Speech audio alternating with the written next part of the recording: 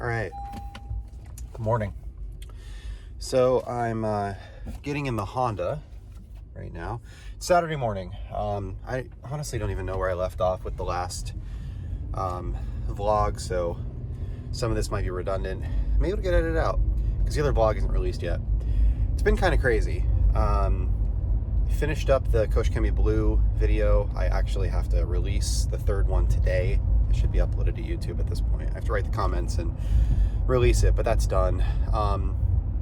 So this weekend I'm not working. I just have stuff for the YouTube channel, and I've got a couple things that I want to try to wrap up.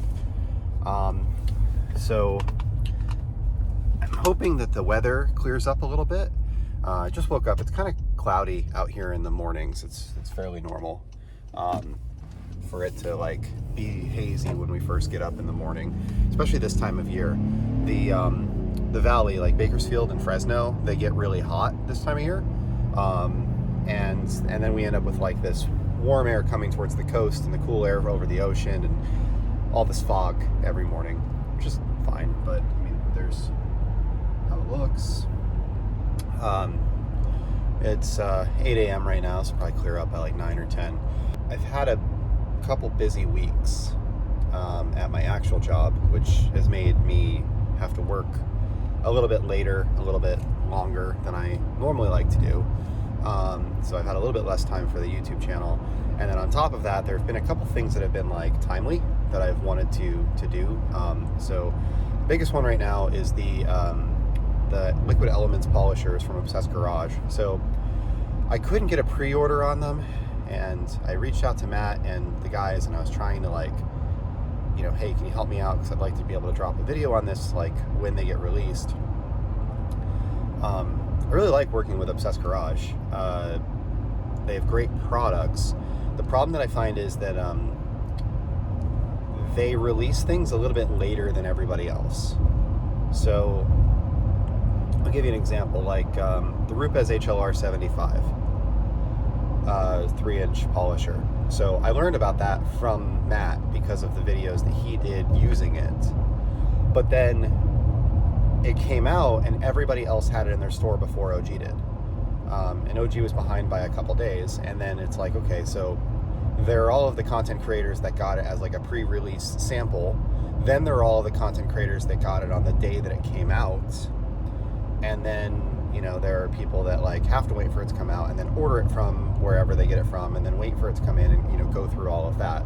So try to honor the source. If I learn about something from OG, I want to, you know, credit OG in that.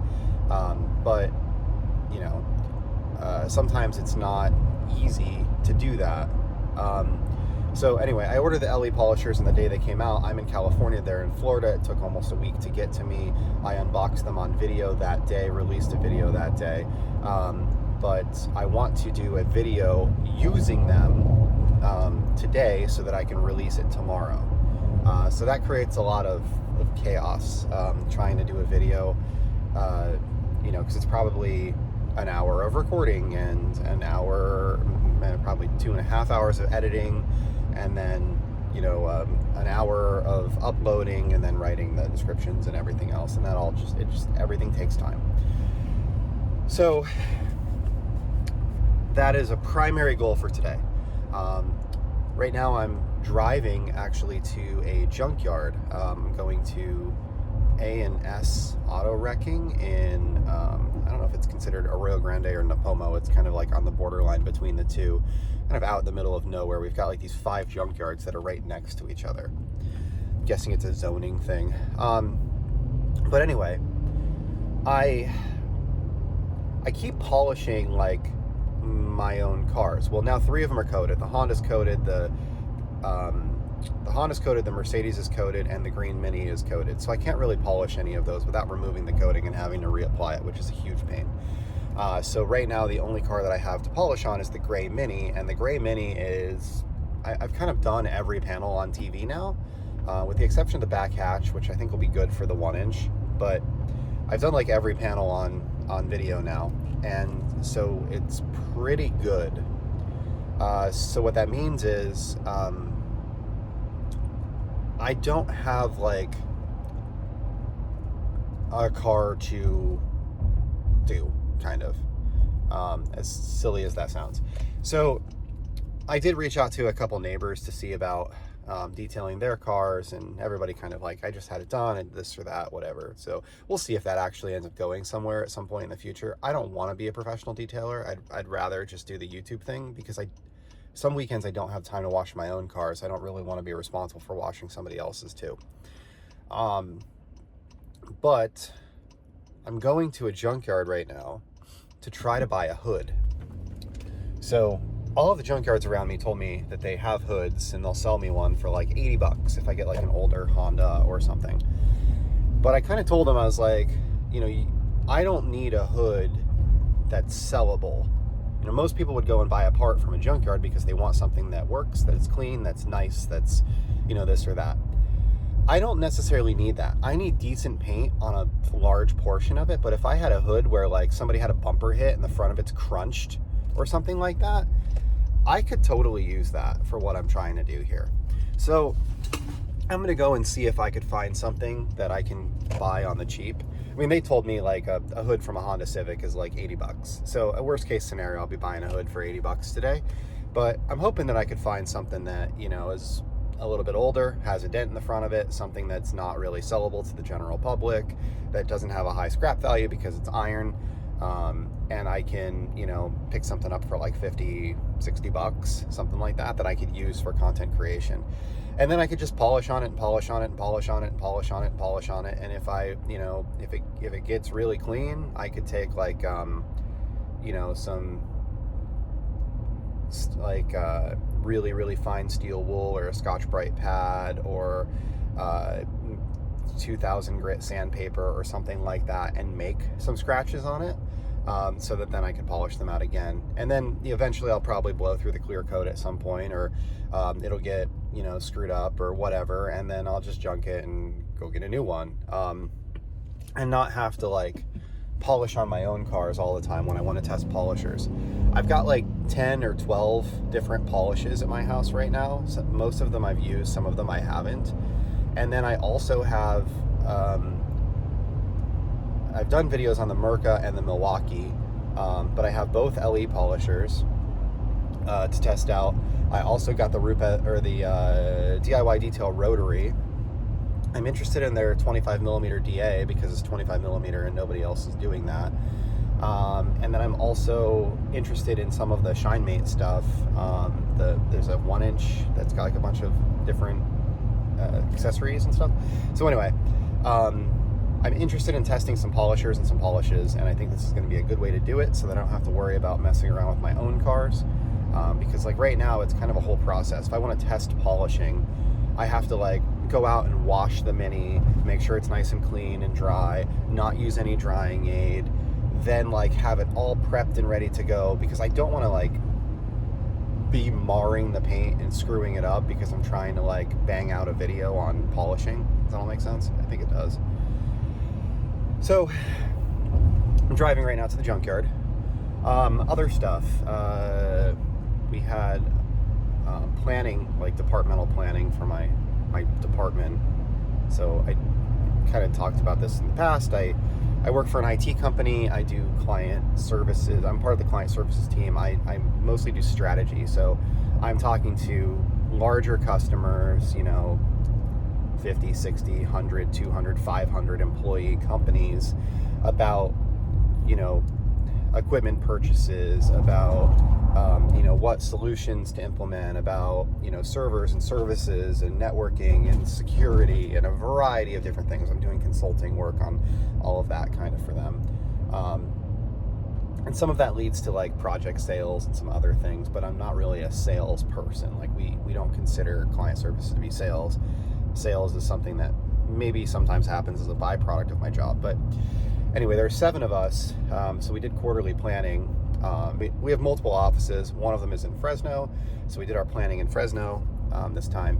And we usually do like, I don't know, like a bonding thing or whatever you want to call it, like something that's not work, but like more fun.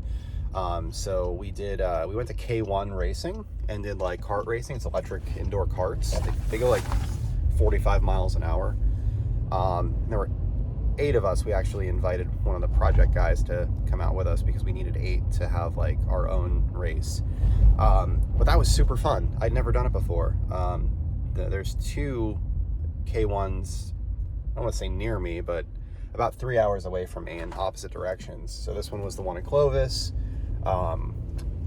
There's also one in, it's like Thousand Oaks or something like that, south of me. But it was a lot of fun. So there are 8 of us. We did that. I actually, my first time doing it, I qualified first in our group, and I got first place in the race in our group. So it's called a GP style event. So basically, you do like a qualifying, and you whoever gets the best lap time of the group, whoever's best lap time is the best of the group. They qualify first, and but you all qualify like together at the same time. So it's kind of weird because like if you're trying to like work through traffic, it's really hard to get a good lap time. So you need like a clean lap, and then you put your best lap down. So anyway, I qualified first, and then I stayed in first for the whole race. Anyway, so it was a lot of fun. I really enjoyed it. I said like if it was local to me, I'd probably do it once a week. It's really cool. So anyway, I'm almost at the junkyard. I need to navigate here. Got my Sonic toolkit in the back. Talked about that before. I've got a box to drop off at UPS. I have to go to the hardware store. I need a toilet flapper for one of our toilets. It's leaking just a little bit. So I'm gonna get a new flapper for it. All right, so we found this Colorado. It's 2007, and the hood's like tacoed, but paint's actually good. So I think this is my winner. It's got a dent in the front. This will be like a $40, $50 hood. It's white. Should be good. All right, so I got 2 hoods. The first one was from a Colorado. It's bent like a taco, but it's white. Paint's decent. So standard price for a hood here is like $80 on like an older Honda. Newer cars are gonna be newer. They gave me that one for $30. It's like, wow, for that cheap, I might get something else that's in a different color. So I walked back and I found a Hyundai. You can see there's like a dent there. There's scratches up by the hood hinges, and it's not sitting flat on the car and stuff. But she's like, well, I could probably actually still sell that. So she gave me that one for $70. So I guess that's one of those things, like you can haggle in these places, so know that, but something like a hood from a car that is bent, like that Colorado, will totally be usable for me to do a video on. It'd be totally usable for teaching somebody or learning. So I picked up I've got these polishers try out and polishes, but I also picked up some KXK Rid sticks, some 1000, 2000, and 3000 sanding discs, like wet sanding discs. Because every YouTube channel did a wet sanding video last week. But I've never tried wet sanding, and I thought that might be something interesting to try, and a neat skill to learn. Like I have that defect on the back of the Mini that I talked about. It's like there's like an etch in the rear quarter panel where like a bird dropping sat there for a while, and it kind of etched into the paint. So I think that it might be a good option to test on one of these and kind of learn how to do it on something that's not going to cost me a lot of money to fix if I screw it up. So all dirty, and but I got 2 hoods for $100, which I think is good investment for the channel. You know, I've seen some other channels do something similar, like DIY Detail did one recently with a, you know, they had like this red hood and they were testing out all their polishers and stuff on it. I thought, you know, that's actually a really good idea, because then you don't have to care about it. If you screw it up, who cares? If it's not perfect, who cares? There's only so much clear coat on a car, so there's only so many videos I can do on my Mini. As you can see, the sun's coming out now. So, see, 8:52. So I'm gonna stop at the hardware store. I'm gonna pick up some flappers. I'm gonna drop that box off at UPS. They open at 9, and then I'll take you through the hardware store with me, I guess. I'm in kind of a weird situation right now where all 4 of my cars need service, like simultaneously, and it just kind of happened out of the blue. So Jessica's car, like 2 weeks ago, said service due. She told me about it when it said service due. Not when it said it was coming up, but when it said it was due, which is fine, whatever. It's by age, not by mileage on all of our cars at this point, because we don't drive enough miles. And then I drove the green Mini last weekend on video to get my hair cut, and that told me that it has a service due, and that car only has 2,200 miles on it. So, but it's brand new and it's under warranty, so I'm probably just going to do it so that I can reset it. It's going to cost me, I don't know, 50, 60 bucks to do an oil change on it, so I'll probably just do it. The gray Mini, that needs a service at 60,000, and it's at like 59,100. So I have all the stuff for that. That's going to get spark plugs, oil change, air filter, you know, all of that stuff, cabin air. And the Honda, I just got in it 2 days ago, and it says maintenance due soon, A127. So I can't remember what a 127 is. I want to say it's tire rotation, oil change, and brakes, maybe. 1 is oil. I think 2 is 1 is oil, 2 is tires, and 7 is brakes. It's in the manual, so just look in the manual if you have one of these cars. And then yeah, so we'll be at the hardware store in a minute, drop off our package at UPS, go home, and got a bunch of stuff to do today. You know what actually might have even been a better idea? Body shop. I should have reached out to a body shop. Hey, do you have a car that got a front end hit where the hood is being replaced? Can I buy the old hood off of you? Because a body shop is not making any money. I mean, they're making scrap value. They're getting scrap at best, which is like what the junkyard that I just went to is paying for cars.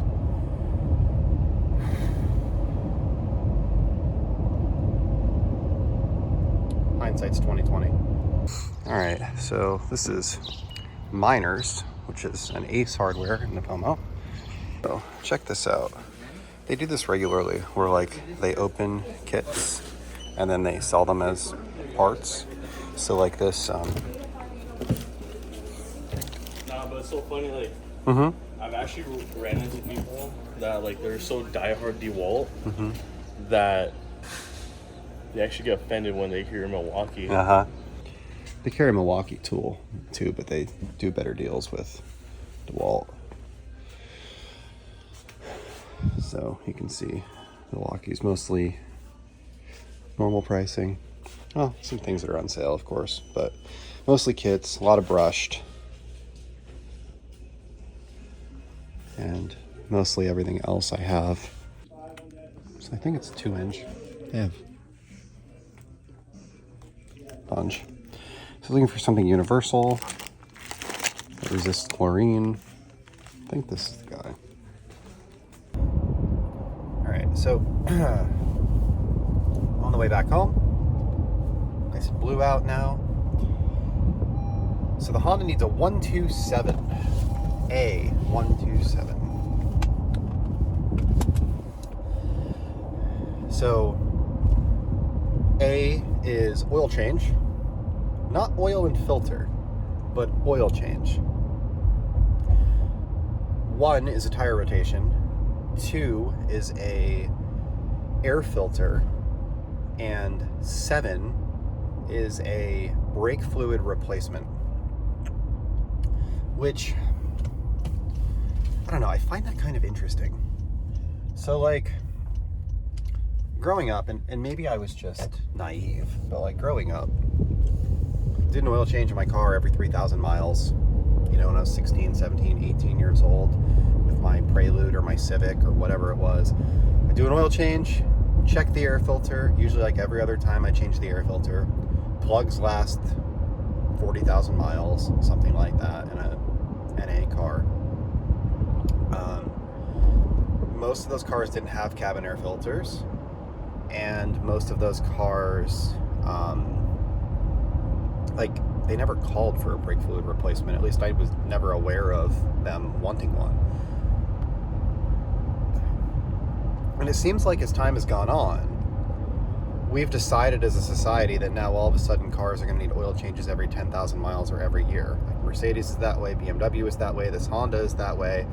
You know, lots of cars seem to be going to the annual / 10,000 mile service for oil.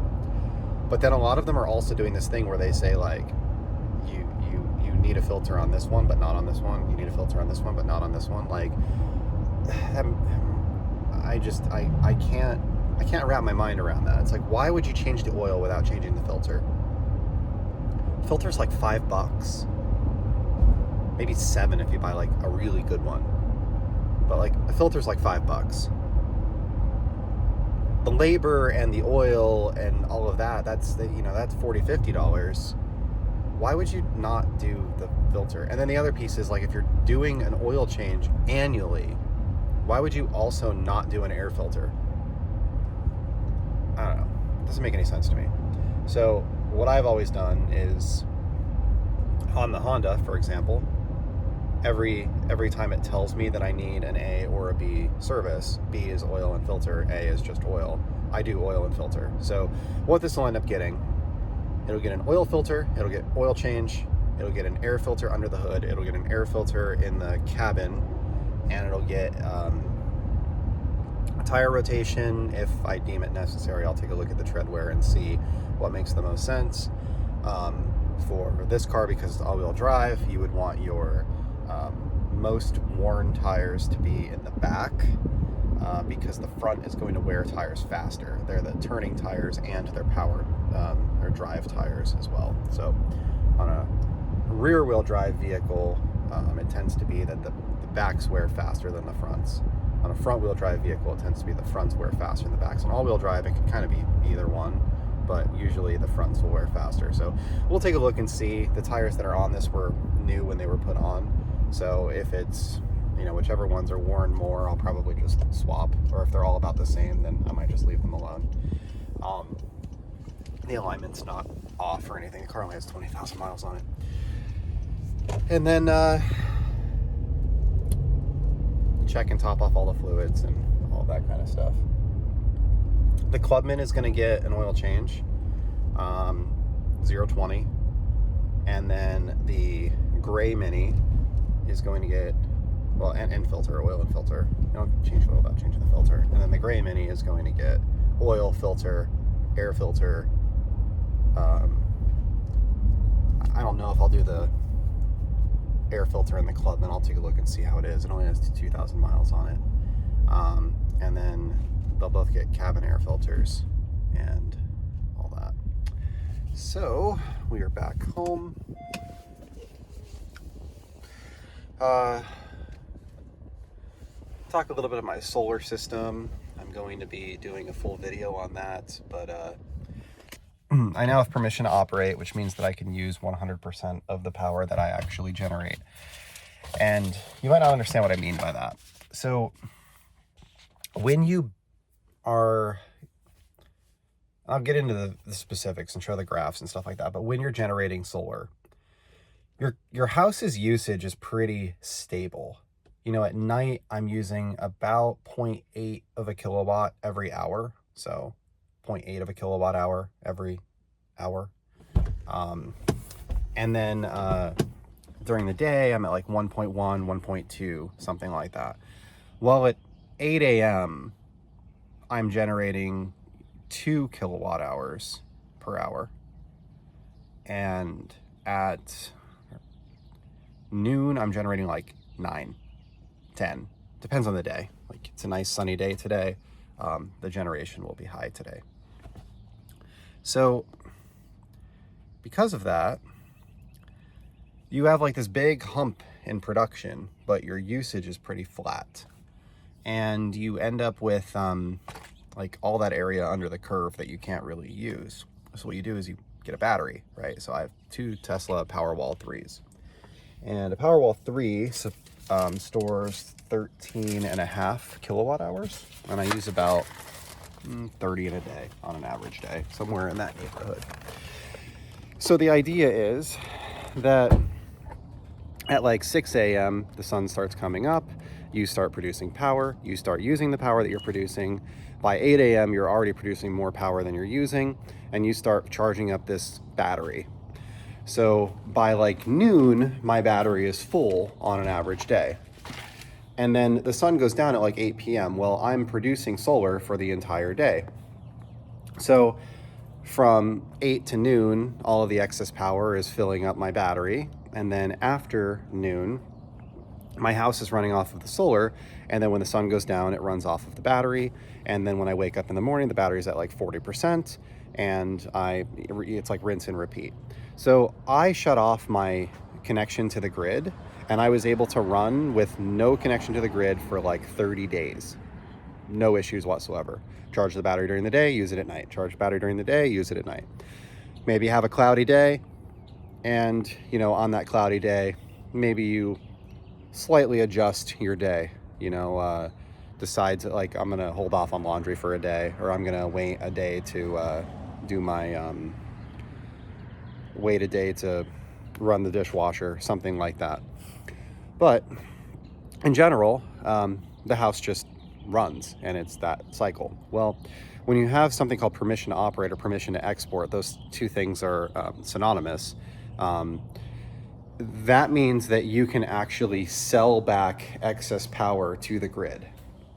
Now, when you do that, you're not making nearly as much money as you're paying for it. So in California, our electric rates are some of the highest in the country. And there are times during the day that I am paying 45 to 50 cents a kilowatt hour for electricity. And I mean that, 45 to 50. Where most states are like, they cap out at like 18, 19, something like that. California is super high. Well,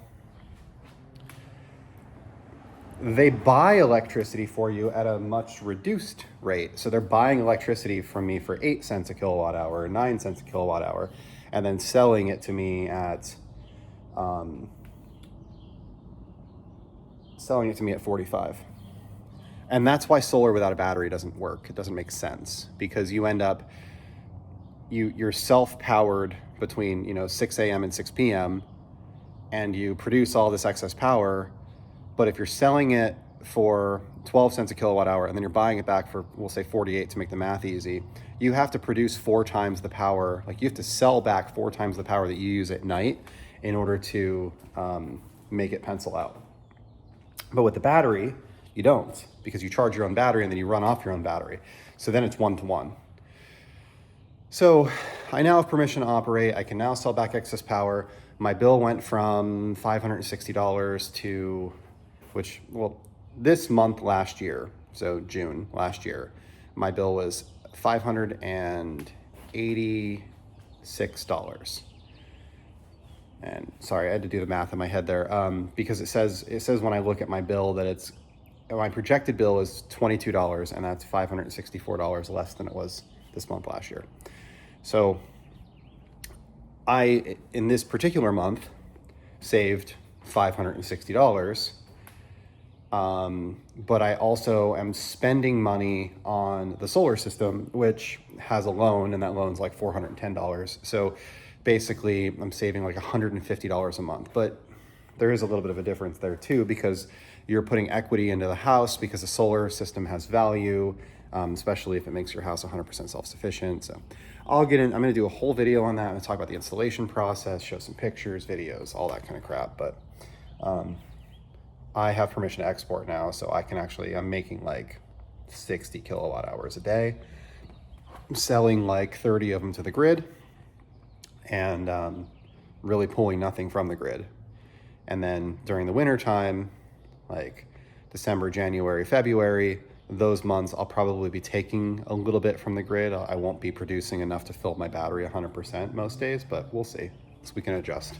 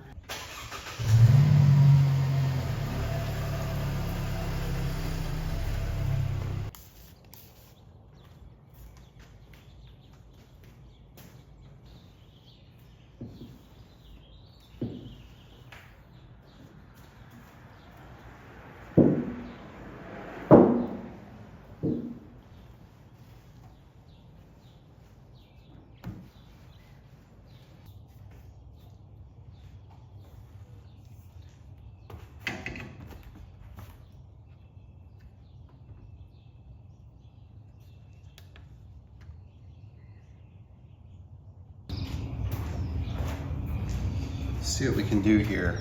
It's pretty scratched up, typical Hyundai owner, right? Doesn't necessarily care about the car. Probably transportation to and from work. Nothing more than that. And that's fine. to each their own. So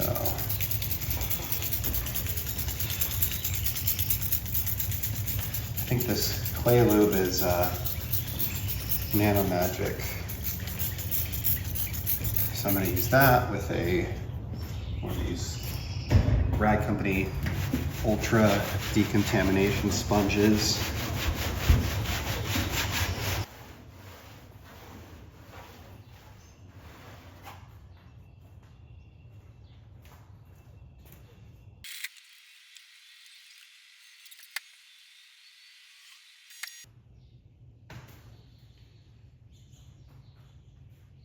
So the purpose of today's video is to test out the new Liquid Elements polishers. We did an unboxing video last week. Friday, June 28th? Yeah, sounds right, 28th. So it's about 5 o'clock, 5:30, just had some dinner. So I'm just kind of getting started on the weekend plans. Talk about some things that are going to be on this vlog. I've got a couple things to do in the yard. I have a sprinkler that's acting up. I have to go and work on that. I also have to dethatch the front yard. I've got a lot of kind of just old gray dead grass that's inhibiting the growth of some of the new stuff.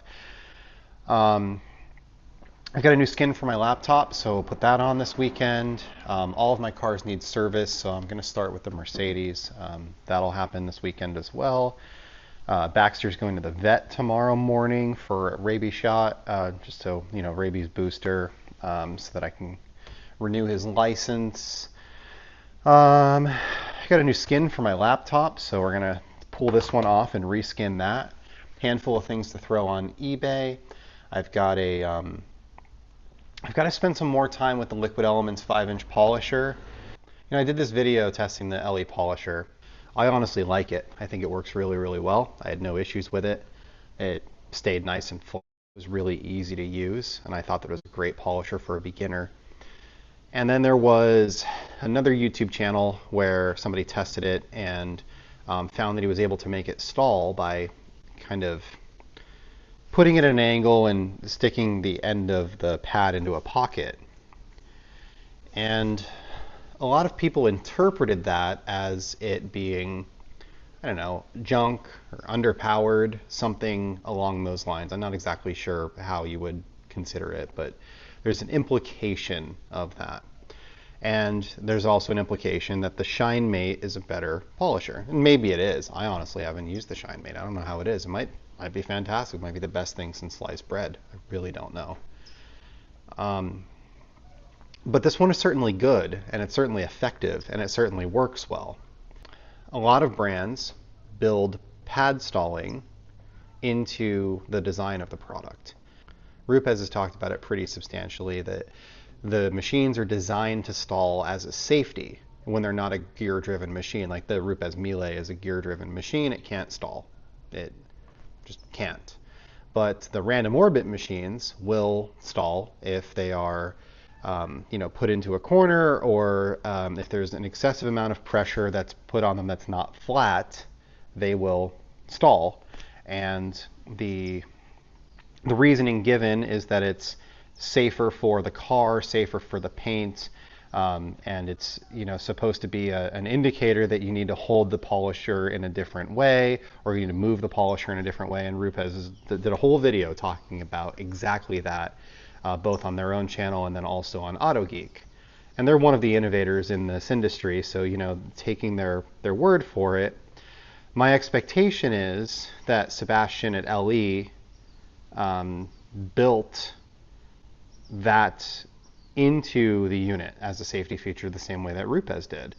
And everybody is, well, I'm saying everybody, but enough people are saying that the polisher, because it stalls, is not a good option, and it honestly is. It works really, really well. I'm going to try to put it in some situations that I wouldn't normally put a 5-inch in. When I tested it, I used it in the way that I would use it. And I wouldn't do edge work with it. I wouldn't stick it into a corner. I wouldn't be putting it into those situations. I would use a 1-inch or a 3-inch for that. Now, you can make the argument that somebody starting out in polishing might only have one polisher, and that's actually a really fair argument. They might only have a 5-inch. But just because the unit stalled doesn't mean that it can't get an effective correction. And taking the shine mate out of it, I've never used the shine mate. I mean, there's 100 different polishers out there. There's Flex, there's Rupes, there's 3M, I saw Nanoskin the other day has one. There's all of the chemical guys products. There's Max Shine, there's Shine Mate, there's DIY Detail. There's, dozens of brands and hundreds of models that exist that are all different polishers. And maybe the Max Shine is a better polisher. I truly do not know. But that doesn't make the Liquid Elements polisher a bad machine. I actually had a great experience using it. So I'm going to spend a little bit more time with it this weekend. A lot of that's for myself. I want to make sure that I made a recommendation and I'm not second guessing that recommendation. I just want to spend more time with it and make sure that I'm firm in that. There was an effort made to get that video out as quickly as possible because it's a brand new machine and because a lot of people were looking for information on it. There's an ability to, potentially refer somebody to that. So, I tried to get the information out as quickly as I could. So we'll see how that actually works. And I did reach out to ShineMate to see about getting a machine from them, just for testing. If maybe they're willing to send me one, that would be super cool. If they're not, then I'll probably just end up buying one myself. I didn't buy one already because I already have 6 polishers. 3 of them are 5-inchers. And I'm going to end up selling and liquidating some polishers. I need 3 machines. That's about what I need. 1-inch, 3-inch, a 5-inch. Maybe a rotary also.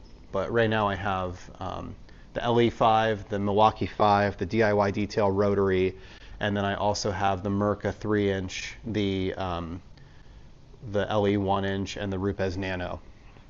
I am going to sell my Nano. The more I think about it, the more I'm, pretty convinced I'm going to do it. So if you're interested in a Rupes Nano, you can feel free to reach out to me, Jeff at Improved Garage. I have all the original accessories. I have the case upstairs. It's the Sustainer case, the white folding case.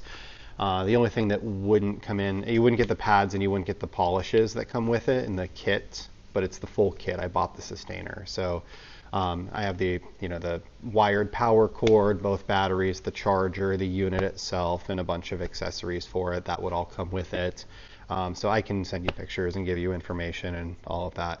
And really when I'm selling stuff that's used, I typically just I go on eBay, I see what stuff is selling for and kind of go off of that. And then, if I was selling it to somebody directly and not through eBay takes 15%. So I can obviously offer a lower price to somebody who's going to be willing to buy it from me directly instead of buying it through eBay because of that. I got a bunch of stuff over there to unbox. So maybe we'll start working on some of that here a little bit. I got to clean up the garage a bit. Some fertilizer to lay outside. I've got some more grass seed coming tomorrow that I'm going to have to spread. Our refrigerator's acting up. The whole back of it's frozen. Don't buy a Samsung fridge. Just don't. Don't do it. That was here when we moved in, and yes, it's 14 years old, something like that, 12 years old. It does work, but I have to defrost it every other year. This will be the 4th or 5th time that I've done it since we moved in. And I'm on my 3rd ice maker. So, yeah, it's lasted a long time, but it has required some constant tinkering with it. It was just here when I moved in, and yeah, just trying to get a little bit more time out of it. If I go and replace it tomorrow, I know that, the next day my friggin' washing machine is going to blow up or something like that, and I'm going to end up having to buy another unexpected appliance. So I'm just... The next thing that dies, the 2 of them are both, the washing machine's got a bad bearing in it, but it's a bearing assembly, and the assembly is half the price of the machine, and the machine is 7 years old. So whichever one of those 2 dies first, I'm just going to replace them both at the same time. So let's, why don't you come over here with me? So a couple other things. I found some mouse droppings in my attic of my garage, and we have a pretty temperate climate. I have there's a mouse trap actually sitting right there. There's nothing on it, but we do see mice from time to time here. Most houses, you see mice from time to time. I don't know exactly how they got into the attic, but you typically can never figure that out. So I got some bait traps, so I'm going to throw one up there and probably throw one in the other section of my attic and the other side of the house as well, just in case, because the attics are all connected. It's like the house is shaped like a big horseshoe. I got a couple new hats. So this is a melon. I said on video the other day that they don't make quote-unquote regular colors because they're all like heather gray and baby blue and burgundy and dark green and all these, but they came out with a regular blue and a regular red. I guess America, I mean, it's 4th of July time, but so I got a regular blue, this is called royal blue, and I got a regular red. I'm going to get those done up, so this one will have white text on it that'll say Improved Garage, and then the the red one, I think the red one has a black logo, so that one will be that one will match. I picked up a couple more of these. These are the IK minis. So I don't love the appearance of the IK sprayers, the big ones especially. But the little ones I actually like quite a bit. So I got one of these from the Rag Company. It came in like one of those, it's like a mystery bucket thing. So you order a mystery bucket, they send you, here's a couple things in it. And I had an IK mini, one of these TR360s in it. And they work upside down. They've got a weighted ball in the bottom of them. They're just, they're a pretty good bottle. I don't love this part of it because, I don't know. But I think this whole label thing is a little hokey. At least they give you a way to make it happen. But anyway, so I just picked a couple of these up. I've got all these chemicals that I'm trying and stuff. I've had problems with a couple sprayers. All of my Press-All bottles are full of chemicals already, so it's not easy to test different things. So I just grabbed a 3-pack of these from Amazon. I like them quite a bit. They work pretty well, and I have another one somewhere that's been completely problem-free. I think it's over in that room, full of tar remover.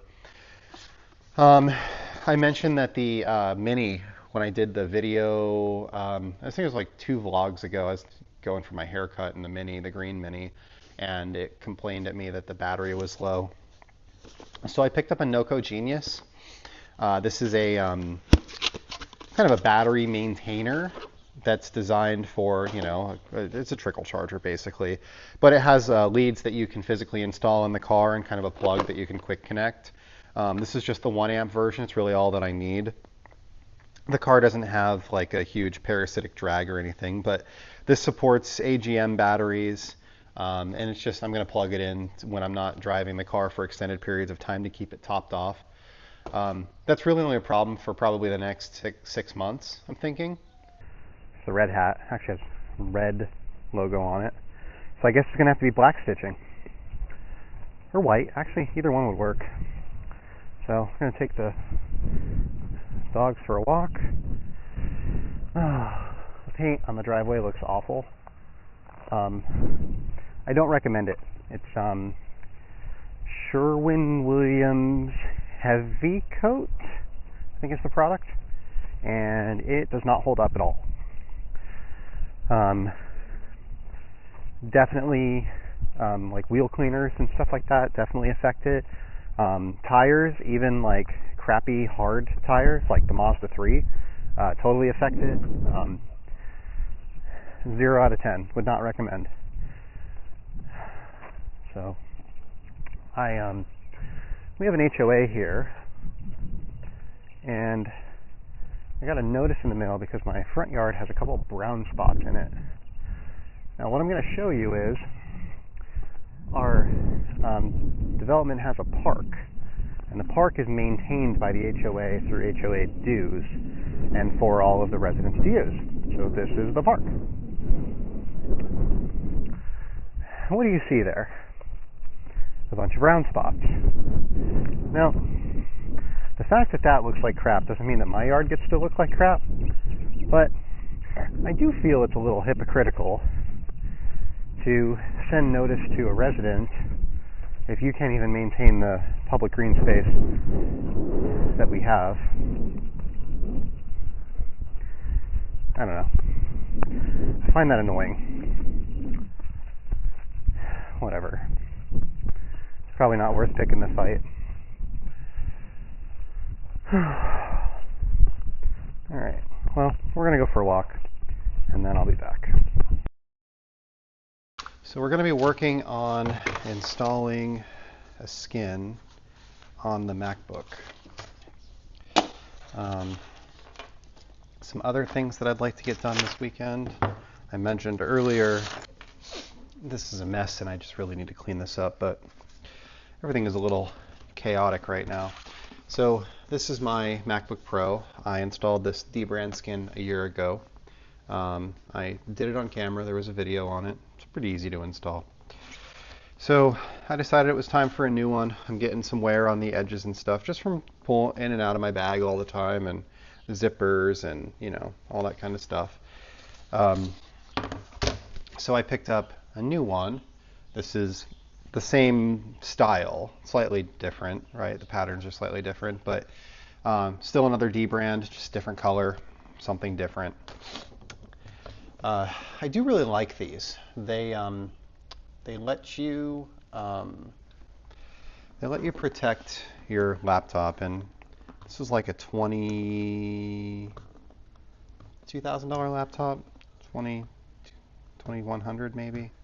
I can't remember now. This is technically my work laptop. Work is pretty flexible with getting new machines. So, you know, I just kind of tell them what I want. They get it for me, which is cool. And then I take good care of them. So typically they buy me a new machine like every 3 years or so. Sometimes my old machines get handed down. Sometimes they have a problem and they don't. So this is in 2 layers. You can see here, there's actually like a white with the color on top of it. So it gets installed as 1 layer, but it's actually functionally 2, just in case you were wondering. So we're just going to be careful and pull this off. Heat can definitely help if you need, but I would just take it easy. You don't want to bend your screen or anything like that. But some people have asked me before, when you take these off, do you have residue? Do you have, you know, problems, defects, any of that kind of stuff? And the answer is no. No, you don't.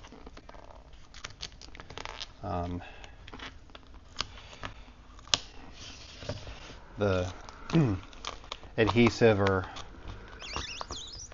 whatever they use is pretty mild.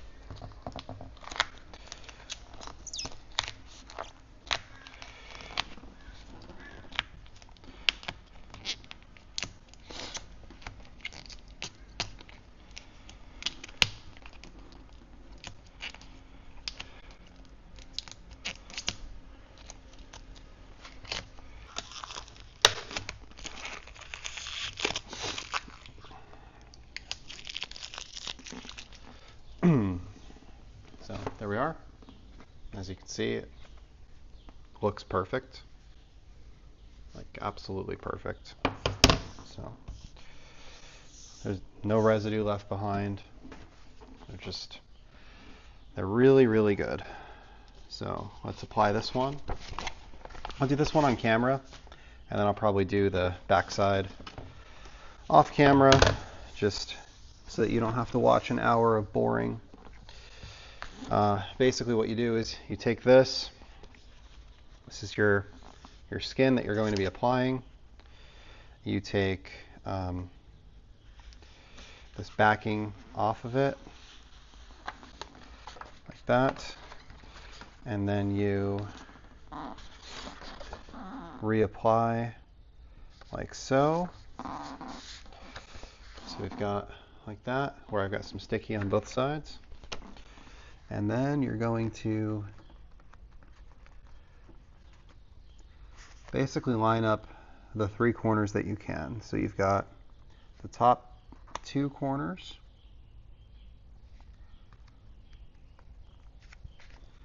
and there will be a gap on dbrand skins just at the very, very edge. That's to keep the skins from like getting caught and peeled up. It actually does work fairly well. So you basically just you want to get it so that it's stuck down on 3 sides, just like that. 1, 2, 3. And split the difference on the corners. So if you have any, you know, there's a little bit here, should be a little bit here, should be a little bit here, just same gap all the way around. And then what you do is you peel up this corner enough to get this loose, and then you basically just work it down. And you want to kind of push lightly when you're doing that, 1 step at a time, because if you push too hard, you'll actually like stretch the skin, and you'll see that like this corner will be out, even though this one isn't and this one isn't. So just kind of take it easy. So just do that, and that, that, and that. And the more you do, you can kind of do some bigger sections. This vinyl is really good in that, like, if you have a problem, you can take it off and reposition it. But that's basically it. So you can see, looks good. So now you want to use a heat gun. So we're just gonna let this guy warm up a little bit. This heat gun's okay. It's the fastest way to empty a Milwaukee battery. So we're just going to kind of hit the edges with it. Allows you to seal them, make sure that they don't pull up. And you'll see they kind of do a little stretch when you go over them. And then we'll do the same thing on the other 2 sides.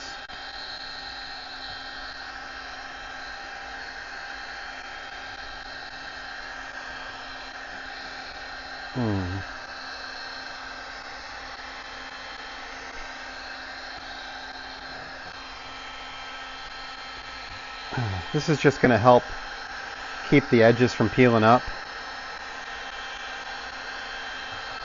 Don't get it too hot, because you'll end up like, you'll either stretch a corner or you'll kind of rub the matte appearance off and it'll get like shiny. And we're going to go right around the logo here, make sure that's all good. And then that's what it looks like. You can see the edge, slight edge all the way around. Very consistent. That's how it should look. Here's my old one on the back. So now we're going to peel the blue off the back. And again, like, this isn't really bad. Just, you know, like, look at this corner here, for example. You can see that like there's a little bit of white edge here. Kind of same thing here, just some tiny marks kind of all over the place. But that's a year of it protecting this laptop. So I don't put this laptop in a, you know, a particular case or anything like that. Instead, what I do is I slip it into my backpack in this skin every day. So my backpack has a sleeve in it for, I use a Peak Design everyday backpack normally. Sometimes I use something different. I have like a North Face backpack too, but generally I use the Peak Design everyday backpack, like literally every day.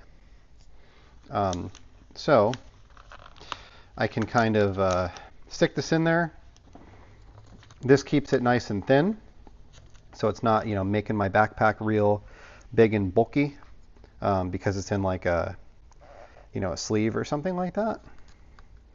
Although my work is getting me a sleeve from Parker Clay that's like branded, like an employee gift thing. So I might actually end up using that when I get it. They're pretty thin and they're leather, they're kind of nice. So same thing, just gonna peel this off. I'm just using the palm of my hand.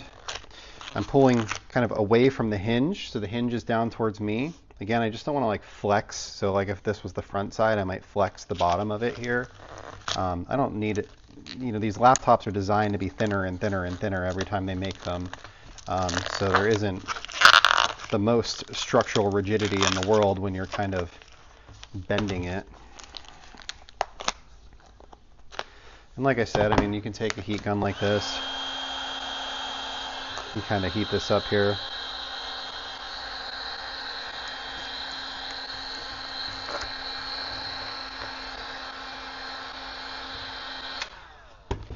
And that could help you to peel it off if you want. I find it's easier to just kind of work at it with my fingers. This vinyl does tend to be kind of flexible and self-healing. It's really thick. So like if you mess something up, you could just kind of peel it back, heat the crap out of it with that, and push it back down. Just be careful when you push it down if it's really hot that you don't stretch it out, because you'll see that. And it'll stay stretched kind of forever.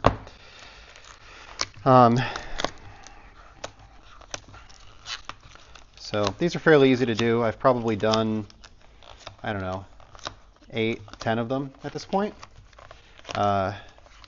This MacBook Pro twice, the one before it, my MacBook Air before that, and then I had an X1 Carbon that had one as well. They didn't make one for my X1 Extreme, D-brand. D-brand is kind of picky about what models they do them for. They give you these mats. You should use one of the mats to kind of protect your other side of your laptop. Now, this is what they call a full kit. They used to offer this in separate pieces, so you could have like your top be one thing and your bottom be another and all that. You can't really do that anymore. You can order the top by itself, but everything else comes together. So this is the trackpad, the palm rest, and the inside. I don't ever install that. I just don't like it. I personally don't like having rubbing my palm against the palm rest all the time, and I don't like the feel of the material on the trackpad when I'm like using gestures and stuff like that. It's just not as smooth as the original trackpad is. To each their own. I personally don't love it. It's nothing against D-brand. I still think it's a good value for this kit for the quality of it. This 3M Control Tack adhesive that they use is awesome. So when you're doing the back side, I find it's easy if you open up 3 of the holes. So what you want to do again is just kind of lay this out. So I kind of center the foot, center the foot, center the foot, and then I just spread. I didn't do quite enough in this corner. There we go. I just spread it a little bit like that, and then so here we'll show you this part of it again. So you just kind of pull that back like that, and then you do a piece, and then you can kind of pull it down and you do a piece. And if you get a little bubble like this, you push it out and you just kind of 1 and 1, just like that. So now we've got our bottom on. You can see our feet line up, our screw holes line up. Still have a little bit of air around this guy, so we'll kind of work this out like this. And now we're going to end up heating up and kind of depressing around all of these feet. So again, heat gun. And if this was screwed up right now, this is the time to pull it off. Take it up, pull it off slowly. You won't stretch it, and then you can reapply it. If you heat it up, it's going to be stuck, and you're not going to get it off. So we're going to heat this up around here. Whole area around the foot, and then we're just gonna come around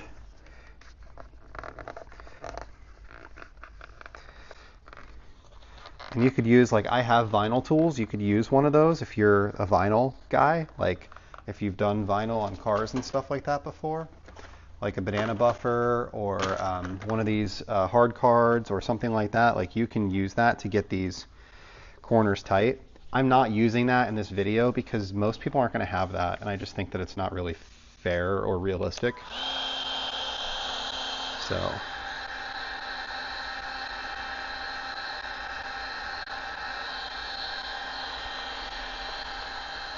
if you get any bubbles like I just did there, you can just kind of push them out like that. So this is in. Push that in with my thumb all the way around. These do breathe a little bit, so if you have bubbles, you can kind of work them out, but they will kind of eventually come out too. So just keep working this. So now I have 2 more feet to do. This one here.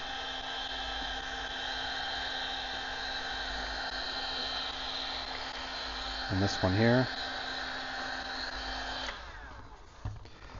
And then we're gonna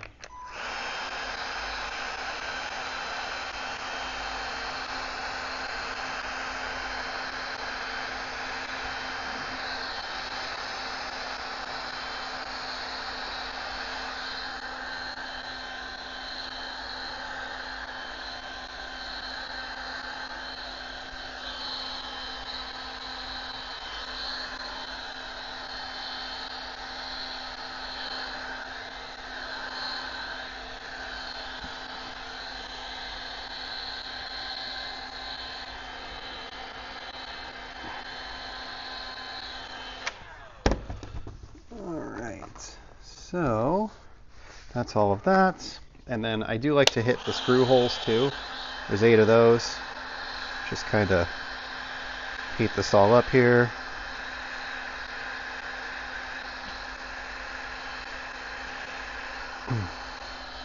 I just find that this makes the glue stick a little bit better. It's not, you don't have to do this step, but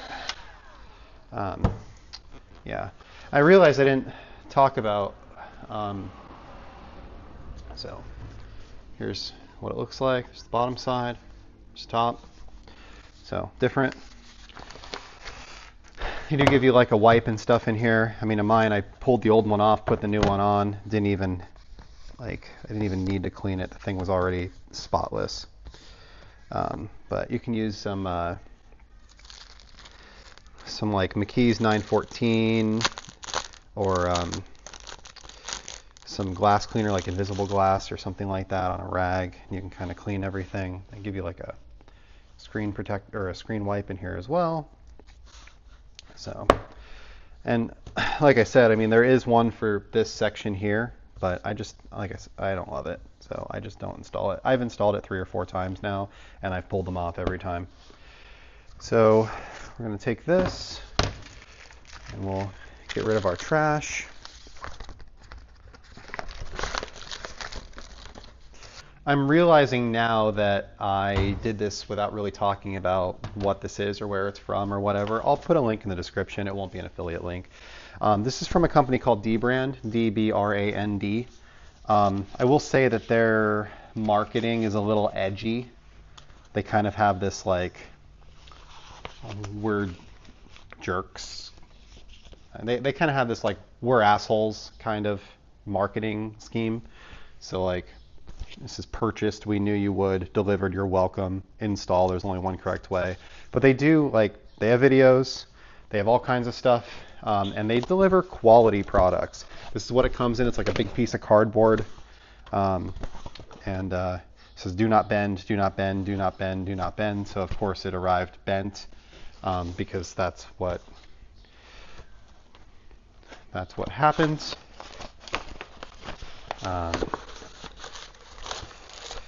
So toss this out. This is applied. We're good to go. And like I said, something like this that can help, not needed. Should have a heat gun though. If you don't have a heat gun, use a hair dryer. Hair dryer works too. I'm just going to spend a little bit of time kind of cleaning all of this stuff up and getting ready for some of these services and other things I want to do. I want to watch a little YouTube, so I'm going to stop the vlog for a bit so that I can do that without copyright issues. Tomorrow we're going to have a lot of stuff on camera, so that'll be good. And I don't know. I hope you guys enjoy these vlogs. They're quite a bit to do. But it's a little bit easier. It's easier and harder at the same time, I guess, because I end up with like 6 hours of video that I condense down into like an hour and a half. But the topical videos require a lot more like setup and planning and stuff. These are just kind of whatever happens, happens. Like I'm 27 minutes into putting this D-brand skin off. I'll turn that into 10. So I was just checking my email, and I got an email from this company, Car Shield. So they produce polishers. So this is their website. Chinese company. And they asked me if I'd be interested in testing out one of their polishers, which is kind of a cool idea. So they have a couple different options. Let's just go into polisher itself. They have a 7-inch, 6-inch, 5-inch, and 3-inch rotary. They have a 6-inch DA, a 5-inch DA, and a 3-inch DA. Those are all corded machines. The 5-inch, if you go to 5-inch, they have an 8mm orbit, a 12mm orbit, and a 15mm orbit. So a lot of different options.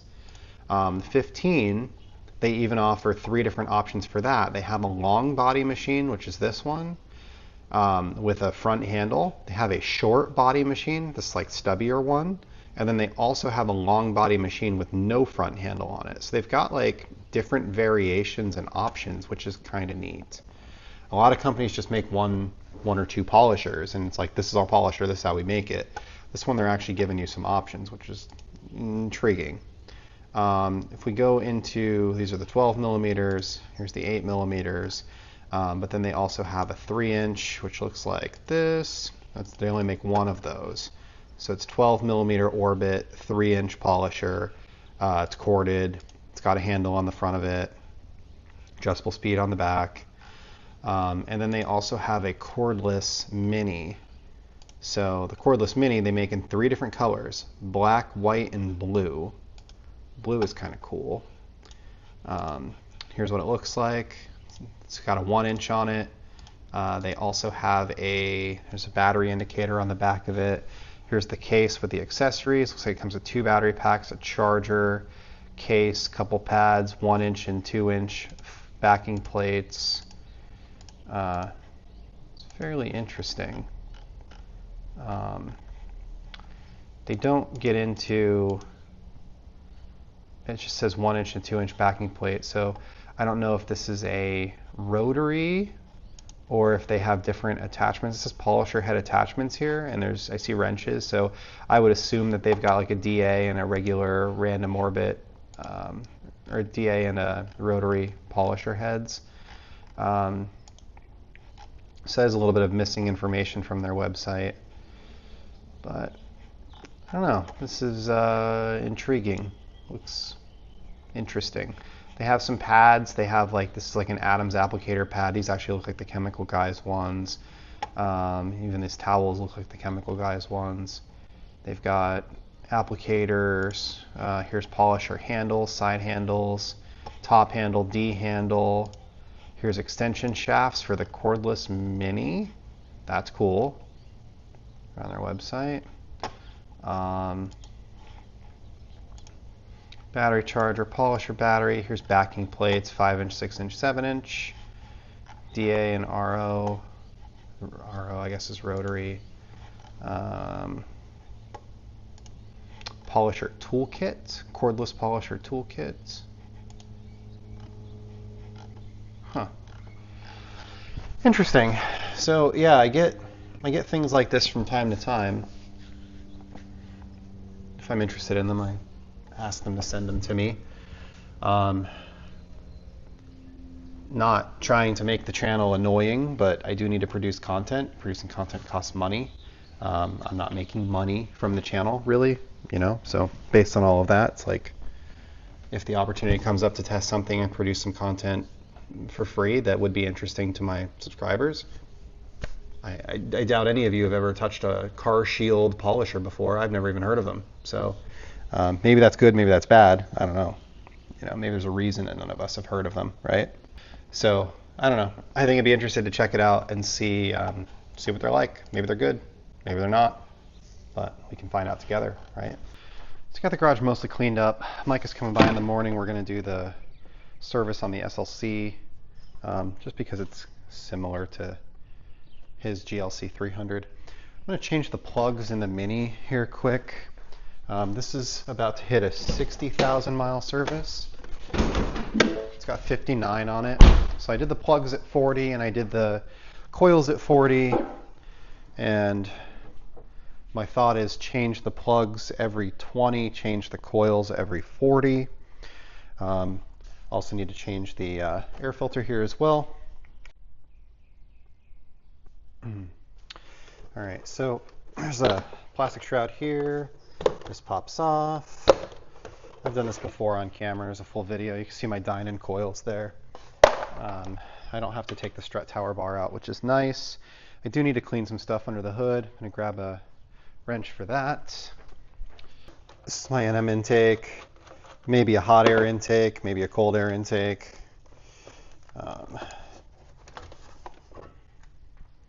It gets this black spot here where the duct goes in. So I have two of these. So what I end up doing is I just swap this out, clean the other one. So we've got that off. And here, remove our coils. Different versions of Mini Coopers came with different OEM coils. There were ones that were made by Eanon, E-E-O-N-O-N, something like that, E-A-N-O-N. There were some that were made by Bosch, and there were some that were made by another company. And the Bosch ones are more prone to failure, from what I understand, than the Eanon ones. So I ended up having to do a bunch of research on it at some point. People always post in the comments and they're like trying to tell you that you're stupid. You do a video and you're just a guy in a garage working on his car, and all these people try to tear you apart, and it's kind of sucks. It really does. But that is the social media thing. All these keyboard warriors hiding behind their keyboards. But so I had a guy and he's like, "Oh yeah, the coils that come in the car are good to 600 horsepower, and you're stupid for replacing them with the Dynon ones," and or whatever. Maybe not those exact words, but it was a similar conversation. And I'm like, oh well, I didn't replace them because I was trying to make power. I replaced them because they're prone to failure. And by the way, my car, being a 2016, doesn't even have those Eanon coils. It has Bosch coils. So, everybody's an expert, and then you end up having to look stuff up, or I don't know, maybe I should just not let it bother me, just let the comments sit there. But I don't know, it's just trying to share here. So these are the coils here. There's an E8 on the back side. I'll show you here. This is the coil. Yours will be black. Dynon ones are red or blue or black. E8, it's on the back side. You unscrew this, and then there's a clip here. So pulled that off. Pull this off. And truly, if you're learning how to do this, I think the other video was better. Because it wasn't a vlog where I was doing a bunch of other things. It's instead a video specifically on changing out these plugs and coils. So yeah, I put Dynon coils in them because I've always trusted Dynon. Dynon's been doing BMW performance tuning for forever. And Dynon is owned by Holley, which also owns MSD, and MSD has been doing ignitions forever. So it just seemed like a good option that I could rely on, and You know, something in the aftermarket world. They're about the same price as the OEM coils. They're supposed to be a little bit better than the OEM coils, but at the same point, like, I just need it to work. I don't need it to be, you know, I'm not making 600 horsepower here. So, to pull those, you need this. It's a 12 point, 14 millimeter.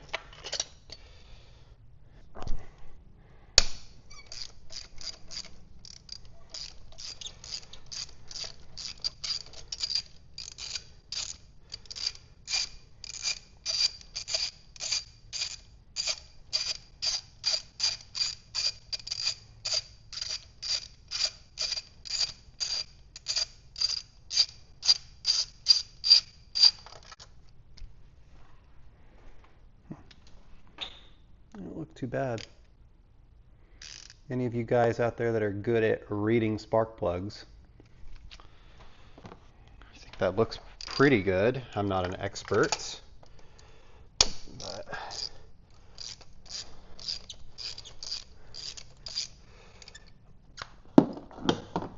this is a turbocharged engine. It's running 21 pounds of boost. Well, it's boost by gear. Third gear, it's running 21 pounds of boost. I don't even know that I need to change those, honestly. I mean, they look pretty good, but I already have them. The car has 60,000 on it. I probably won't own it at 80. I've already owned it for 2.5 years, 3 years. So these are NGK Laser Iridium. They are a SLC GR8B8S. SLC GR8B8S. So these are what were recommended by the guy that tuned my car originally. These come pre-gapped, but it's always good to check them.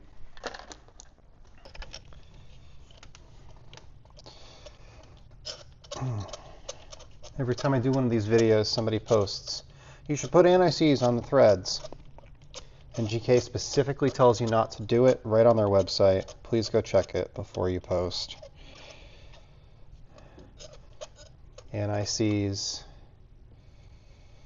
adjusts the amount of torque that's needed to tighten by providing lubrication on the threads. Causes the plugs to not be indexed to the proper direction or to be over torqued, all of which is bad. So we don't do that. We follow the manufacturer's recommendations. NGK makes plugs. They know more about plugs than I do. So let's trust them to make the plugs.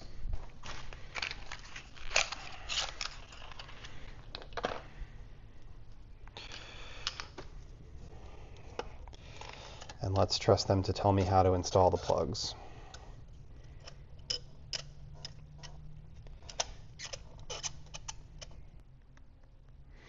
It's 23 Newton meters plus or minus 3. And everybody says these need to be properly torqued or else you will not be clocked in the right way, and you will potentially melt your pistons.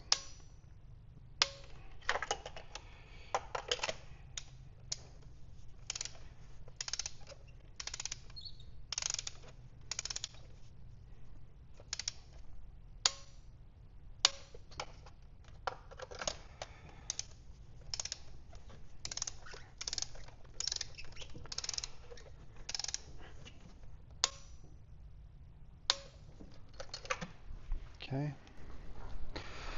All right. So this is MSD Spark Guard.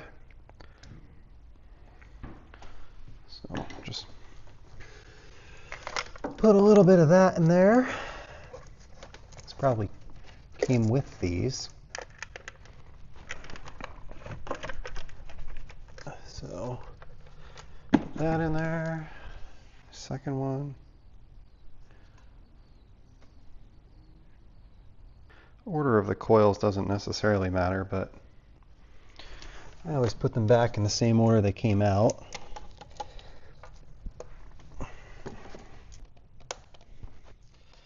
We'll say I've been lucky to not break any of these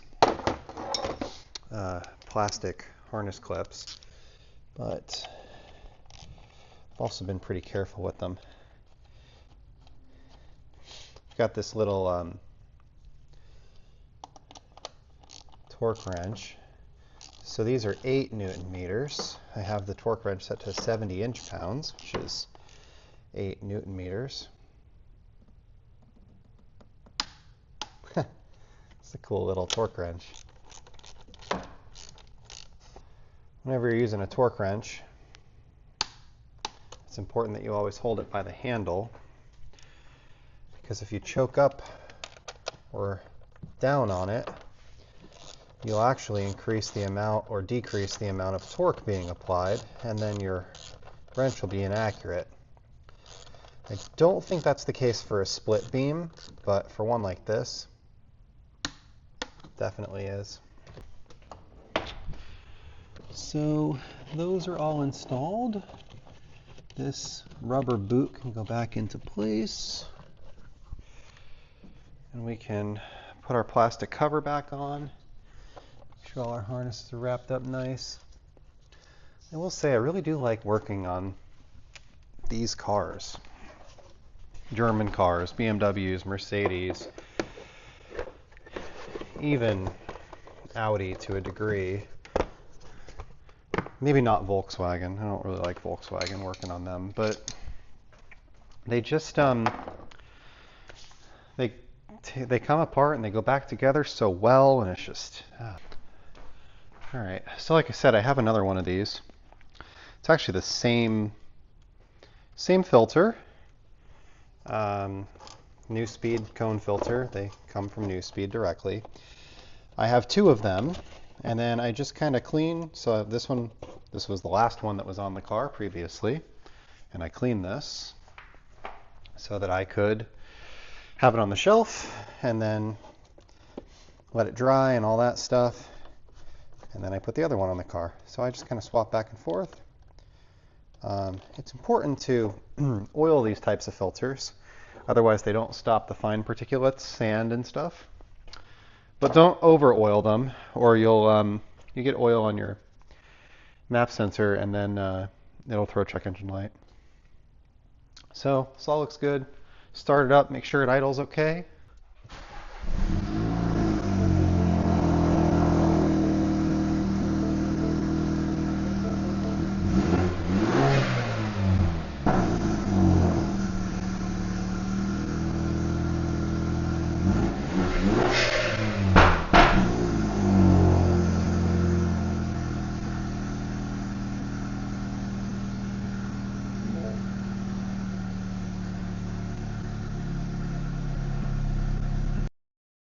All right, so it runs good, works well. I'm gonna mix up a little bit of windshield washer fluid. I've tried a bunch of different things. I normally use McKee's at this point, 914. Oh, well actually I'll just do an ounce, and I'll do 128 ounces.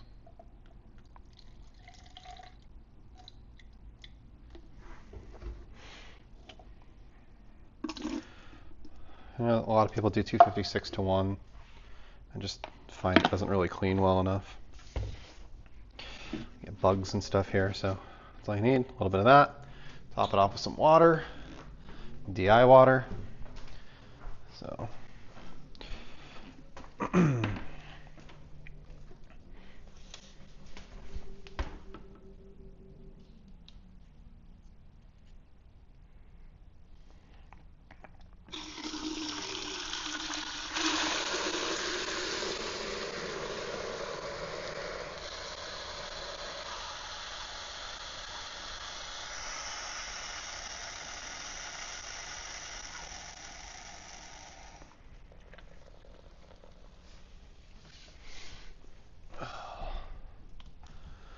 okay. Got the keys.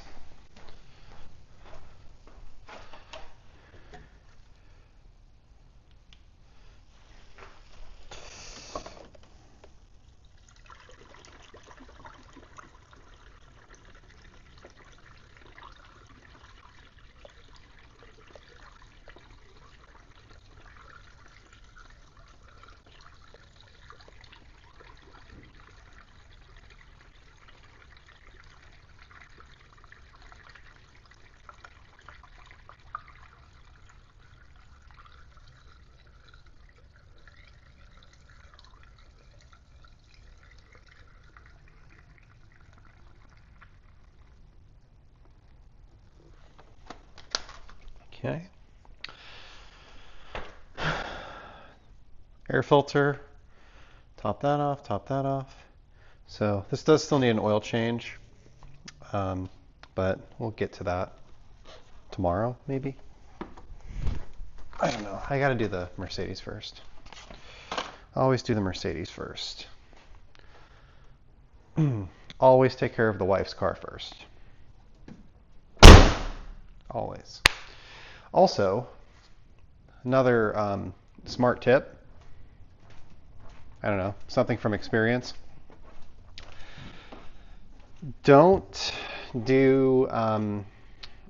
on two cars at the exact same time, like back and forth. Like, it's real easy to say, oh, I've got 3 cars that need oil changes. I'm just going to do them all at the same time. I'm going to drain all 3. I'm going to fill all 3. I'm going to this. I'm going to that. Like, that is a surefire way for you to have problems with 2 cars at the same time. Promise you that.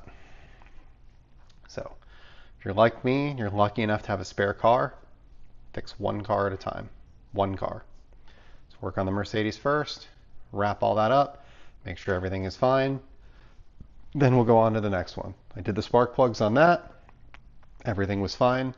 But I can assure you, if I was draining the oil on this tomorrow, while I started working on that at the same time, I definitely would have broken a spark plug in half. I would have had to use an extractor to pull it out. And then I probably would have somehow cracked the filter housing trying to screw the oil filter back in or something like that. Like, it's just, that's what happens. It's the kind of crap that happens. So trust me, just one at a time. Otherwise, you end up with 2 vehicles down at the same time.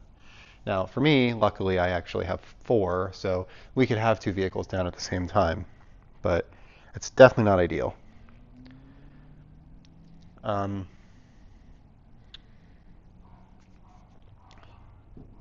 So one last thing I want to do is go up in my attic and check on my mouse situation, and then think we're gonna wrap it up for the night. I'm gonna go to bed. It's about 9 o'clock. Tomorrow I've got an 8 a.m. with Baxter at the vet.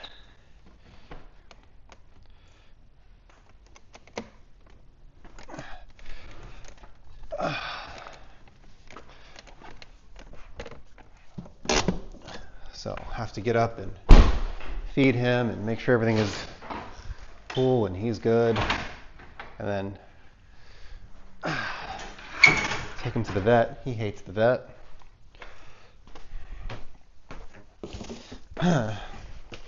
Actually, he doesn't mind the vet. He hates the car. He doesn't like the car. So,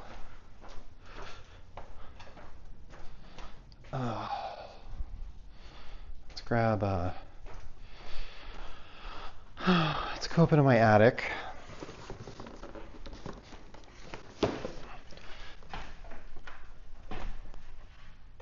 Not a good idea.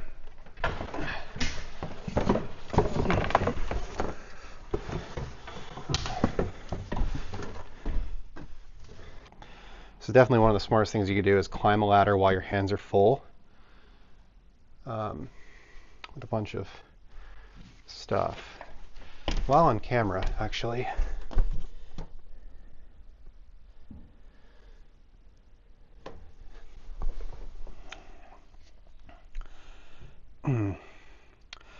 Yeah, so this is what I was talking about. I had a car seat sitting here and mice kind of went to town on it. What's funny is they didn't touch. I've got this carpet padding here that would be like a great home for them. They didn't touch it.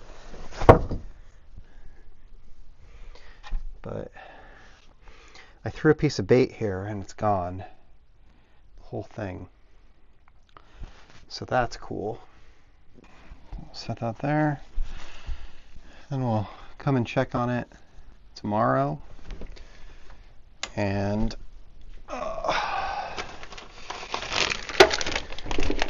see if it's disappearing.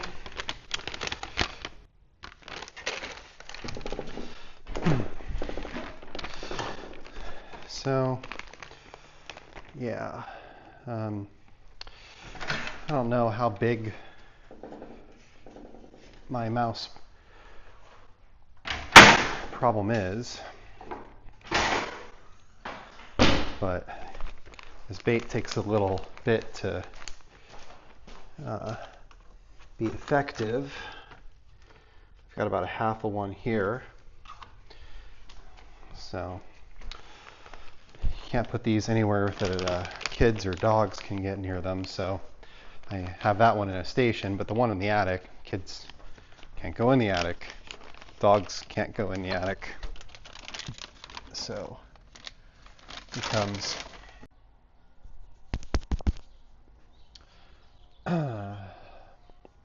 Saturday morning. Baxter's back from the vet, and he really hates being in the car. So waiting for Micah to come over. Took apart the fridge this morning, started defrosting that. Here's some B-roll of all of the problems. Basically, Samsung builds these small passages for air to flow through the back of the machine, and they freeze. And that freezing can be exacerbated by if you have periods where you have a high amount of food in there. But for me, it always seems to happen in the spring. Seems to be the same time of year every single year. I've tried setting the refrigerator high, I've tried setting the refrigerator low, but when you stop having that airflow, then you start having food that gets warm and starts going bad faster, and that's kind of the leading indicator. And then the next thing is this fan actually gets blocked up with ice and then starts like rattling, whirring, whatever, and then eventually that just freezes and it stops allowing air to flow at all. So it's like Micah just got here. We're going to do the Mercedes-Benz. So this needs a service B1. So I have a service book that shows what everything needs. They make it like a mystery what a service B or service A or 1 or 2 or what all these things are. It's not in your book. I was just right? going to say, I was going to ask you about that because I was doing a little bit of research too. And it just felt like I didn't have a good grasp on like what. It didn't used to be that way. So in my 2015, 2016, and 2018 cars, they all had in the book, B is this, A is this, C is the, whatever. Yeah. 1 is this, 6 is this, 7 is this. Have you done it on this before? Yeah, I've done a B1 before on this, which is what we have to do today. But so I have a 2018 book that I reference for this car because this car was made from 2017 through 2022 or 2016 through 2020 rather. So I just use that. So this needs a B1, which is this is the 2018 owner's manual. I'm just trying to find the chart.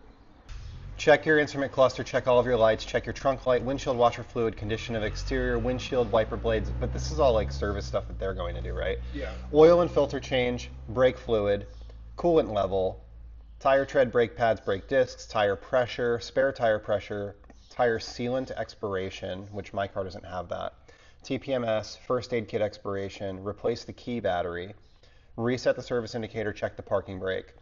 And then this is always, and then on a B, you add headlamp settings, lighting function, window wiper function, cabin air filter, belt wear, leaks, tire, tie rod, ball joint, prop shaft, rear axle, just checking all of them. Yeah.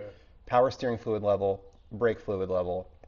And then at 50,000, you add So this is the part that's kind of fucked. They don't want you to change an engine air filter until 50,000 miles. Like, it's kind of dumb. Yeah, I don't understand that. Yeah. I just replace that stuff pretty regularly, like every 15 to 20,000 miles. I just do it every oil change. Do you? Yeah. So I don't do it every oil change, but I feel like, but I also do. it's like $75 to do this entire oil change, maybe 100. Yeah. Well. So that's 28. Yeah. So anyway, I suck it out of the dipstick, and then I just pop this off with the ratchet. I've actually never taken the drain plug off of this. Which is nice. In 4 years. I was gonna say that's kind of nice. I also can't do a tire rotation, so I don't really have to lift it up because the I mean, I could check the brakes through the spokes, but the tires are staggered. My rears are wider than my fronts, and they're directional, so I can't flip flop left right. These are what, 18s? I think so. 19s. 18. 45, 35, 18. Yeah, and these are 225s in the front. These are basically the same wheels that I have, except on the GLC they're Are you 220? Oh, they're 20s. Yeah. yeah, they're 235, 45, 20 all around. Yeah. Which I like. I like having the. Yeah. So there's the oil filter. Can you use man? Or. Yeah. The OEM is a man. Uh huh. So just I've pull. always liked man filters, Yeah. especially for my Beamer. I mean the Mercedes-Benz one, when you pull it out of the car for the first time, says man on it. Yeah. So like they're the OEM supplier for Mercedes. Or actually, there's like two. There's them and there's Zangst. Yeah. This one, Angst, I guess. So it comes with new O-rings. There are 3 of them, and they go on this. So this is that same filter cone. You can see a little dark spot right there, but just spray it off with some APC, wash it out in the sink, let it dry. So I just use this. It's foam filter oil. It's actually for like ATVs, but it works pretty well. And then I just kind of put it over a can like this, and then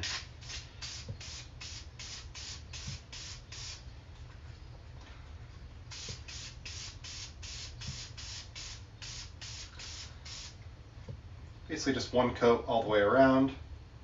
Don't have to do a ton. Just need enough that the dust sticks to the oil instead of passing through the filter. So just wipe off any residue on the edge like this. And then basically I just put this up on the shelf and I use this one next time. And you can see I actually have a brand new one sitting up there. So technically I own 3 of these. July 3rd. I rinse and wash the Mercedes. I'm gonna work on the Clubman. So this has a, let's say it has a low battery. I don't drive it that often yet. Once the Honda's gone, this will be driven a lot more. But I have been driving this a ton, and I had a low battery the other day. I talked about it on camera. So I used a charger that's a topped-in Tornado 1200, which supports AGM batteries, and it's a 1.2 amp charger. That charger uses clips, like alligator clips, which is perfectly fine. But I decided that I wanted a charger that had like a permanent plug that I could just simply plug in and not have to worry about. So I bought this Noco Genius 1, which is their least expensive charger. And honestly, truth be told, I was looking for the charging cables to just make that one into a, like get the charge leads that I could put here and plug into. And chargers are like $23 and this was like 30 with them. So I just opted to buy a Noco charger. So open the box. Noco. Got a couple different things in here. This is Genius 1. Now, this comes with these and this. And this is what makes this different than what I have over there. So this you plug in, and it's got this kind of two-part harness system. So it has this plug on the end of it, and then there's that part that stays in the car.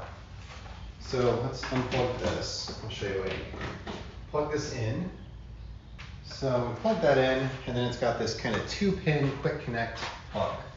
So let's remove these charge leads for a second that are for the Tornado. And we'll just plug these two in for a second. So it's got this quick connector like that. There's a fuse holder at the end of this. So if these short out on something, it will automatically protect your battery by popping the fuse. So plug this in.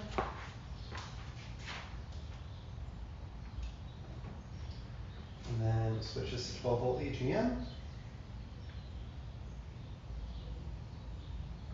And then it starts charging. So the idea would be this harness would actually stay inside the car, this piece right here. And then this would just get plugged in whenever you need to charge. And it should, I'm not gonna go back to see 12 volt AGM. So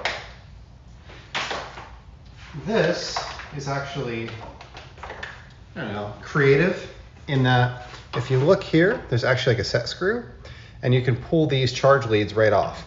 So these can be connected to a battery permanently, these charge leads, and then this fuse stays in the car, and then this charge lead right here just gets plugged in when you want to charge your car. All right, so there's two 3mm Allens, and then you basically end up getting this. We've got an eyelet for positive, an eyelet for negative, a fuse holder just a couple inches away. This fuse holder has a 2-amp fuse in it, totally appropriate. So basically, the idea is that this is going to be safe in that if this gets like chafed or stuck in something or cut in any way, even if these two wires short out, it's just going to blow this fuse. So I'm going to use an 8mm to take this battery cover off. Pulls it out. Yeah. The Clubman makes it fairly easy to get at everything, which is kind of nice. So I need a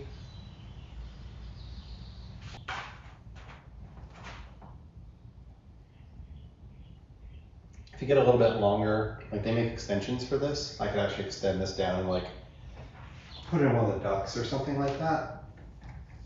But I'm not going to use this all the time, just occasionally when I haven't driven it for a while.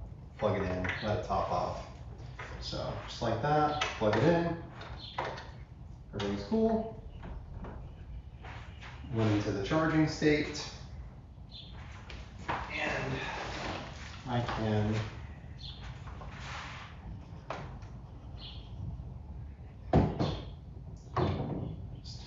leave that like that, and we're good to go.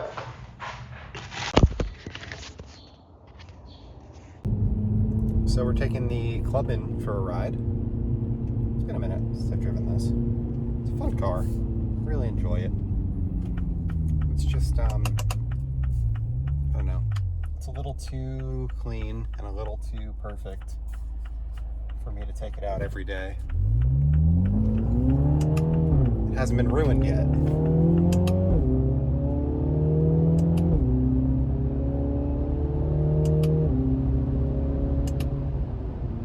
But it's a lot of fun. Really enjoyable.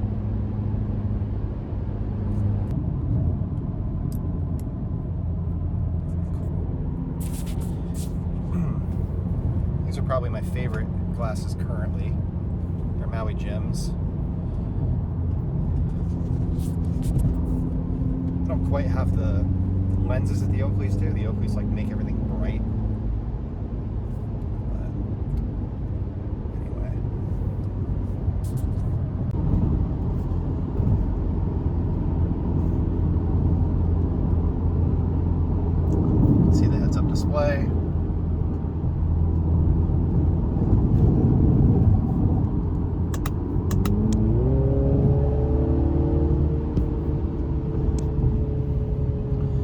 needs an exhaust. I'm thinking Dynan exhaust. I know that there are others out there that are louder and noisier and maybe even a little bit more performance, but I've always liked Dynan's products and felt that they were a little bit more, I don't know, reserved. And this is a car that I want to be able to comfortably commute in, comfortably drive, not have to worry about how annoying it is or loud it is or this or that. Shame I can't use that entrance because that car's right in the middle of it. Oh well. Go in here.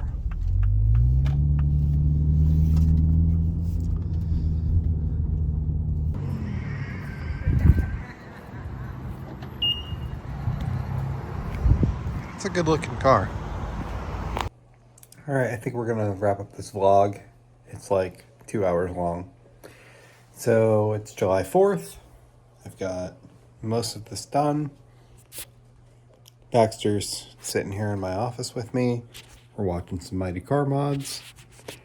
I recorded a video on Purist today. One of the worst products I ever used was in this video.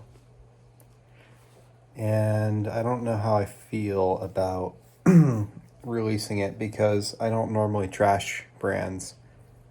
Well, I'm not really trashing the brand. One particular product was a nightmare. Thank you for watching these vlogs, and hopefully you find them semi-entertaining.